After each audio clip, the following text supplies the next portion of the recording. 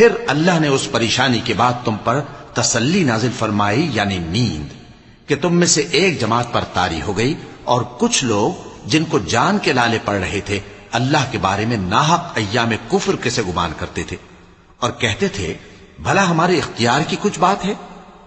تم کہہ دو کہ بے شک سب باتیں اللہ ہی کے اختیار میں ہیں۔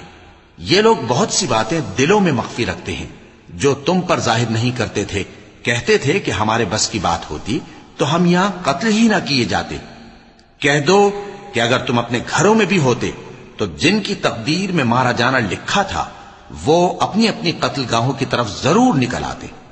اس سے غرض یہ تھی کہ اللہ تمہارے سینوں کی باتوں کو آزمائے اور جو کچھ تمہارے دلوں میں ہے اس کو صاف کر دے، اور اللہ دلوں کی باتوں سے خوب واقف ہے۔